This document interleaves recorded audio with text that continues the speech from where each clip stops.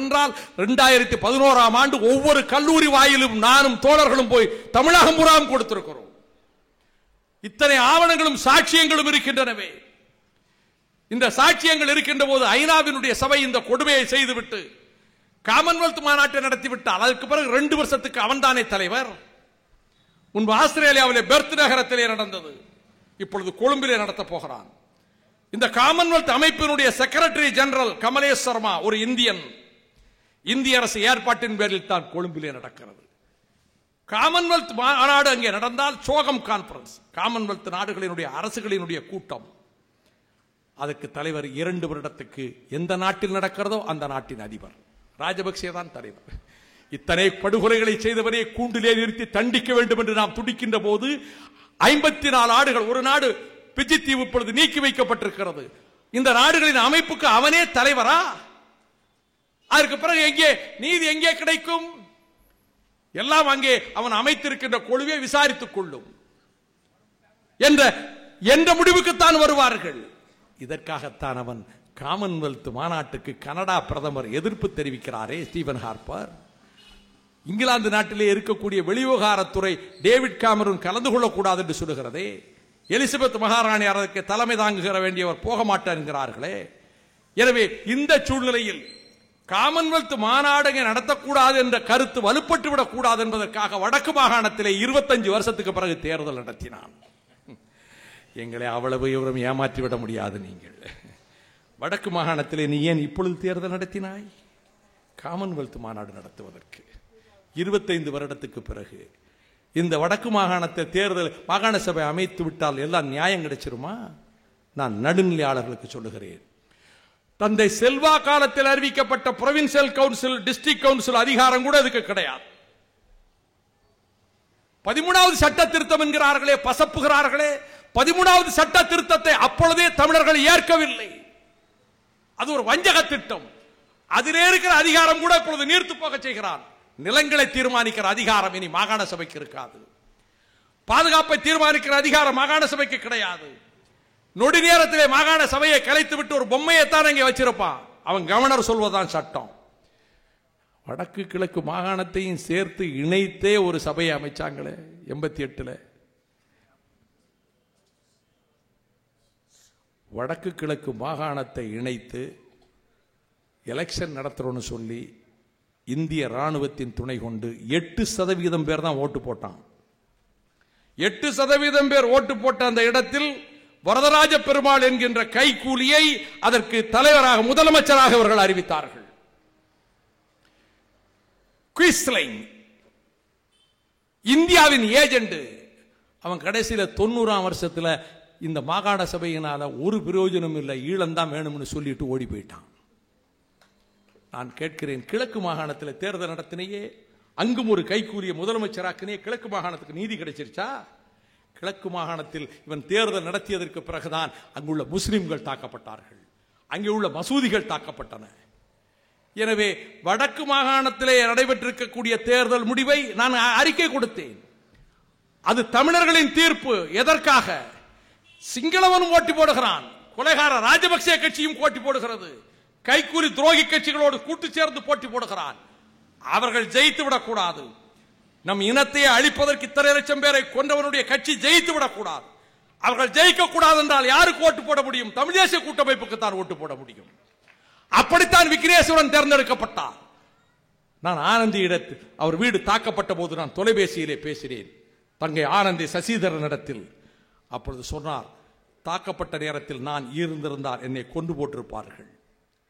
ராணுவத்தினரும் கைக்கூலி படைகளும் சூழ்ந்து கொண்டு என் வீட்டை சுற்றி கொண்டு தாக்கினார்கள். நான் இப்பொழுது வேறு இடத்திலே தலைமறைவாக இருக்கிறேன். அப்பொழுது சொன்னார் அந்த தங்கை, தாய் தமிழகம் தொப்புள் கொடி உறவுகளும் தான் எங்களுக்கு பாதுகாப்பையும் எங்களுக்கு ஆதரவையும் தர வேண்டும் என்று சொன்னார்.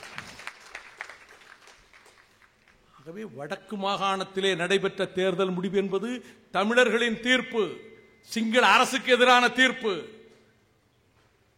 அவர்கள் தமிழ் தேசிய கூட்டமைப்பினுடைய கொள்கை அணுகுமுறை அனைத்தையும் அங்கீகரித்து அதற்காக போடப்பட்ட ஓட்டு அல்ல. அவர்கள் சிங்கள அரசை நடத்தக்கூடிய கட்சி ஜெயிக்க கூடாது என்பதற்காக, ராஜபக்சே கட்சி ஜெயிக்க கூடாது என்பதை திட்டவட்டமான தீர்மானமாக அவர்கள் வாக்களித்திருக்கிறார்கள். அப்படி என்றால் ஒரே தீர்வு, நீ வாக்கெடுப்பு நடத்து, சிங்களவனை வெளியேற்றிவிட்டு சுதந்திர தமிழீழத்துக்கு வாக்கெடுப்பு நடத்து. 99 விழுக்காடு சுதந்திர தமிழீழத்துக்கு வாக்களிப்பார்கள். இது உலகத்தில் இத்தனை நாடுகளில் சுதந்திர தேசத்துக்கான வாக்கெடுப்புகள் நடந்திருக்கிறதே. 1905 இருந்து எத்தனை நாடுகள், புதிய நாடுகள். அந்த நாடுகளுக்கு இருக்கக்கூடிய நியாயத்தை விட 1000 மடங்கு நியாயமான காரணங்கள் ஈழத்தமிழர்களுக்கு உண்டு. ஸ்காட்லாண்டில் வாக்கெடுப்பு நடத்த போறானே, தனி நாடா போறதுக்கு. ஸ்காட்லாண்டில் இருக்கிறவன் தான் ஆண்டி முர்ரே. அவன் கூட போய் ஜெயிச்சான், ஒலிம்பிக்கில் ஜெயிச்சான், பிறகு ஒரு ஓப்பனில் ஜெயிச்சான். ஸ்காட்லாண்டுக்காரன் என்ன பிரிட்டிஷ்காரன் அவனை நசுக்கிறானா? அந்த பெண்களுக்கு துன்பமா? ஒன்றும் கிடையாது. அவனுக்கு எதுக்கு தனி நாட்டுக்கு வாக்கெடுப்பு நடத்துறான்? நடத்த போறான். இப்ப வாக்கெடுப்பு ரெஃபரண்டம் நடக்க போகுது. அப்படி என்றால் ஈழத்திலே இருக்கக்கூடிய ஆயிரக்கணக்கான ஆண்டுகளாக தனி அரசு அமைத்து வாழ்ந்த மக்கள் சிங்களவனுடைய அடிமை நுகத்தடியிலே வாட வேண்டுமா? அவர்கள் சுதந்திரமாக தமிழில் வாழ்வதற்கு வாக்கெடுப்பு நடத்து, சிங்களவனை வெளியேற்று, குடியேற்றத்தை வெளியேற்று, ராணுவத்தை போலீஸை வெளியேற்று. இது நடக்கும். நடக்க வைக்க வேண்டியது நம்முடைய கடமை. நம் பக்கம் நியாயம் இருக்கிறது, நம் பக்கம் நீதி இருக்கிறது. ஆகவேதான் பிரசல்ஸில் பிரகடனம் செய்தேன், சுதந்திர தமிழீழத்திற்கான ஒரு பொது வாக்கெடுப்பு ஒன்றுதான் தீர்வு. சிங்கள குடியேற்றங்கள் வெளியேற்றப்பட வேண்டும், சிங்கள போலீஸ் ராணுவம் வெளியேற்றப்பட வேண்டும். சிறையில் அடைக்கப்பட்டு இப்பொழுதல்ல, பல ஆண்டுகளாக அடைக்கப்பட்டிருக்கக்கூடிய ஈழத்தமிழர்கள் அனைவரும் விடுவிக்கப்பட வேண்டும். விடுதலை புலிகள் என்று அடைத்து வைத்திருக்கின்ற அனைவரும் விடுவிக்கப்பட வேண்டும். ஒரு பொது வாக்கெடுப்பு உலக நாடுகளின் பார்வையில் நடத்தப்பட வேண்டும். உலகத்தில் பல்வேறு நாடுகளில் இருக்கக்கூடிய புலம்பெயர் ஈழத்து தமிழர்கள் அந்தந்த நாடுகளிலேயே ஓட்டு போடுகின்ற வழிமுறைகளை உலக நாடுகள் மன்றம் ஏற்படுத்தி கொடுக்க வேண்டும். இதுவரை நடந்த எந்த வாக்கெடுப்பிலும் எந்த தேசத்துக்கு விடுதலை சுதந்திரத்துக்காக வாக்கெடுப்பு நடக்கும் அங்கு மட்டும்தான் ஓட்டுப்பதிவு நடக்கும், வேற நாட்டில் நடக்காது. இதுவரை உலகத்திலே கிடையாது. இப்படி உலகத்தில் பல நாடுகளிலும் வாக்குப்பட்டிகளை வையுங்கள் என்ற கருத்தை உலகத்தில் முதலாக சொன்னவன் அடியேன் வைகோ என்ற தகுதியோடு இந்த மேடையில் நிற்கிறேன். இந்த கருத்துக்கு ராயல்டி நாங்கள் சொல்ல முடியும். பொது வாக்கெடுப்பு மட்டுமல்ல, உலக நாடுகளில் எல்லா இடங்களையும் வாக்கெடுப்பு நடத்தணும். இந்த கருத்தை முதலாக அகிலத்தின் அரங்கத்திலே சொன்னவன் பிரசல்ஸிலே என்ற தகுதியோடு நான் இங்கே பேசுகிறேன். இதற்கு சரியான வரவேற்பு எல்லா இடங்களிலும் இருந்தது. இந்த இலக்கை நோக்கி செல்லுவோம். ஆகவே திட்டவட்டமாக தெரிவித்து விட்டோம், காமன்வெல்த் மாநாடுங்க நடத்தாதே. அமைப்பிலே இருந்து பாகிஸ்தானை முன்பு நீக்கியதை போல, நைஜீரியாவை நீக்கியதை போல இலங்கையை நீக்கு. அதை மீறி நடத்துவார்களே. நான் தொடக்கத்திலிருந்து சொல்லி வருகிறேன், நண்பர்களே கவனமாக கேளுங்கள். கடைசி நேரத்தில் மன்மோகன் சிங் கூட்டம் போகாமல் கலந்து கொள்ளாமல் கூட ஒரு நாடகம் ஆடுவதற்கு வாய்ப்பு இருக்கிறது என்று நான் 3 மாத காலமாக சொல்லிக் கொண்டிருக்கிறேன். அதில் ஏமாந்து விடக்கூடாது. அவர்கள் நோக்கம் காமன்வெல்த் மாநாட்டங்க நடத்தணும். இந்தியா ஒருவேளை கலந்து கொள்ளாமல் கூட இருக்கலாம், பிரதமர் போகாமல் கூட இருக்கலாம். என்ன இருந்தாலும் ஈழத்தமிழர்களுக்காக நான் விடுத்த வேண்டுகோளை ஏற்று அவர் கலந்து கொள்ளவில்லை என்று இங்கே ஜெகஜால புரட்டர்கள் இருக்கிறார்கள். அவர்கள் அறிக்கைகள் விடலாம், எங்களை ஏமாற்ற முடியாது. அங்கே நீ நடத்தக்கூடாது. சரி, அதையும் மீறி நடந்தால் ஒன்று குடிமொழிக்கு போகாது. காமன்வெல்த் அமைப்பே குழி தோண்டி போகப்பட்டு நாங்கள் நினைப்போம். உலகம் அதோடு முடிந்து விடுமா? எங்கள் உலகம், எங்கள் பாதையை நீ மூடி விடுவாயா? எங்கள் பக்கம் நீதியும் நியாயமும் இருக்கிறது. அதையும் மீறி நடந்தால் அதற்காக நாங்கள் ஐயோ கப்பல் கவிழ்ந்து போய்விட்டது என்று நாங்கள் கவலை போட்டுக் கொண்டிருக்க மாட்டோம். அடுத்து என்ன விதத்திலே போராட்டத்தை முன்னெடுப்பது என்று முடிவெடுப்போம். மக்களிடத்திலே சொல்லுவோம், இது பச்சை துரோகம், வஞ்சகம், இந்த துரோகத்தை இந்திய அரசு செய்தது என்று சொல்லுவோம். இப்ப தேர்தலை நடத்த சொன்னதும் இந்தியா தான். ஜனநாயகம் இருக்கிறது, மனித உரிமைகள் இருக்கிறது என்று வேஷம் போடுவதற்காக 2 போர்க்கப்பல்களை கொடுக்க போகிறான். நாம் நடுநிலையாளர்களே, விடுதலை புலிகளை ஆதரிக்க மனமில்லாதவர்களே, உங்கள் மனச்சாட்சிக்கு முன்னால் நின்று என் கருத்துக்களை நீங்கள் தயவு செய்து பரிசீலிக்க வேண்டும் என்பதற்காக பேசுகிறேன். போர்க்கப்பல்கள் இலங்கைக்கு எதற்காக? இலங்கை யாரோடு யுத்தம் செய்ய போகிறது? நான் கேட்கிறேன். இந்த சுண்டைக்காய் நாடு இந்த இந்து மகா சமுத்திரத்தில் யாரோடு யுத்தம் செய்ய போகிறது? எதற்கு நீ போர்க்கப்பலை கொடுக்கிறாய்? சீனாவோடு போர் தொடுக்க போகிறானா? பாகிஸ்தானோடு போர் தொடுக்க போகிறானா? யாரோடு போர் தொடுக்க போகிறாய்? நீ போர்க்கப்பலை கொடுக்கிறாய். எங்கள் மக்களை அழிப்பதற்கா? எங்கள் மீனவர்களை சுட்டுக் கொன்றது போதாது என்று மேலும் அழிப்பதற்கா? எதற்கு தருகிறாய் போர்க்கப்பல்? எதற்காக யுத்த கேள்வி கேட்பார் கிடையாது நினைக்கிறாயா? நீ நாதியற்று போய்விட்டது நினைக்கிறாயா? நான் பிரியரஞ்சன் தாஸ் முன்சியிடம் சொன்னேன். அவர் இப்பொழுது நினைவிழந்து கிடக்கிறார். நம் நேயத்தை உணர்ந்து பேசியவர் அவர். நான் சொன்னேன், இதே ஈழத்திலே புலிகளுக்கு ஆதரவு ஏற்பட்டால் சுதந்திர தமிழீழத்தை அமைத்துவிட்டு தமிழ்நாட்டை பிரித்து விடுவார்கள். பிரிக்க இங்கேயும் தனித்தமிழ்நாடுக்கான கோரிக்கை வலுத்துவிடும், இங்கேயும் ஒருமைப்பாடு உடைந்துவிடும் என்று சொல்லித்தான் மன்மோகன் சிங்கிடம் இந்த தீட்சித்துகளும் நாராயணன்களும் சிவசங்கர மேனன்களும் இந்த கருத்தை சொல்லிக் கொண்டு வருகிறார்கள். அங்கே அமைந்தால் இந்தியாவின் ஒருமைப்பாடு உடையும் என்று நான் பிரதமர் மன்மோகன் சிங்கிடம் சொன்னேன். நீங்கள் தப்பு கணக்கு போடுகிறீர்கள். நீங்கள் சிங்களவனுக்கு உதவி செய்தால் பாகிஸ்தானும் சீனாவும் உதவிவிடும் என்று சொன்னீர்கள். அவர்களுடைய தொப்புள்கூடி உறவுகள் அங்கு இல்லையே. நீங்கள் உதவி செய்தால் சிங்களவன் புலிகளை ஒடுக்கி விடுவான் நீங்கள் நினைக்கிறீர்கள்.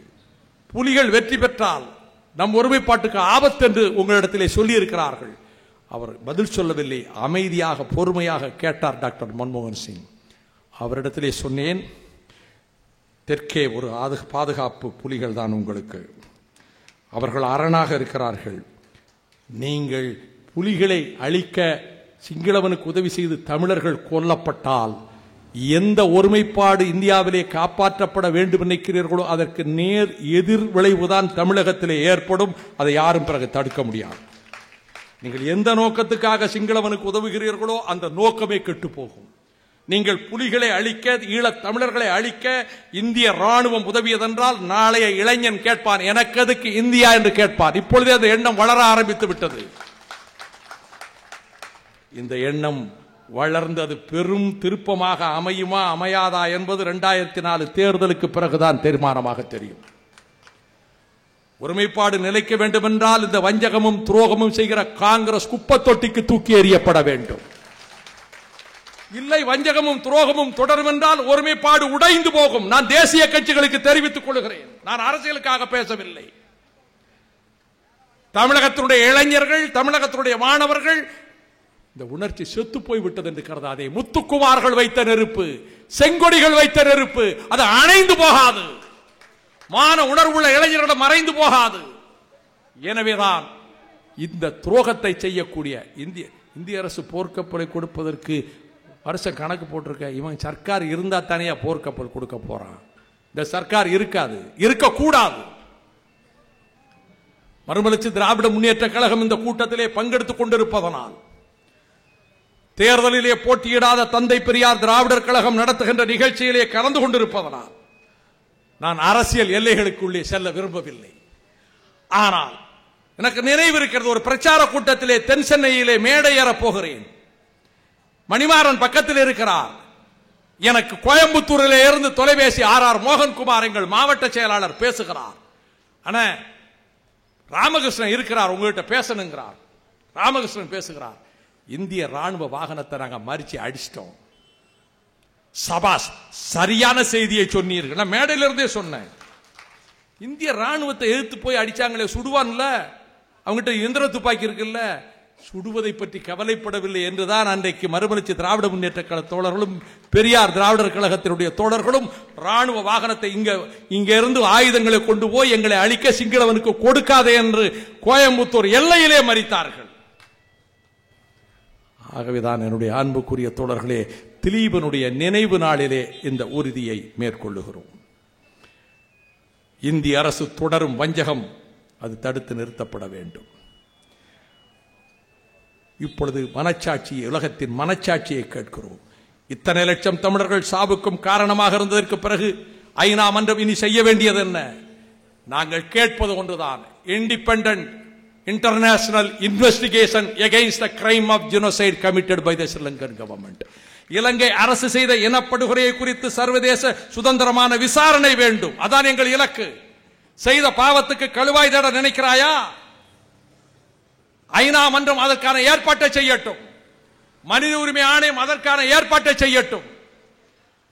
நடைபெற்ற படுகொலைகளுக்கு சுதந்திரமான விசாரணை. மார்சுக்கு தாரிஸ்மேன் கொடுத்த அறிக்கையிலேயே நடந்தது இனப்படுகொலைக்கான ஆதாரங்கள் இருக்கிறதே, அந்த விசாரணை வேண்டும்.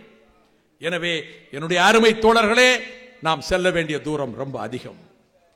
நாம் கடக்க வேண்டிய தடைகள் இன்னும் அதிகம்.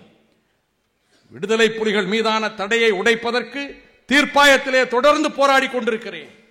உயர்நீதிமன்றத்திலே ரிட் மனு தாக்கல் செய்து வாதாடி இருக்கிறேன். இன்னும் ஒரு ரிட் மனு அதே உயர்நீதிமன்றத்திலே தாக்கல் செய்திருக்கிறேன். புலிகளின் மீதான தடை நீக்கப்பட வேண்டும். சுதந்திர தமிழீழம் என்ற இலக்கு தான் ஒரே தீர்வு, அதில் எந்த மாற்றமும் கிடையாது. அந்த இலக்கை அடைவதற்கு தியாக தெய்வம் திருவனின் நினைவு நாளிலே சூளுரைப்போம். வணக்கம்.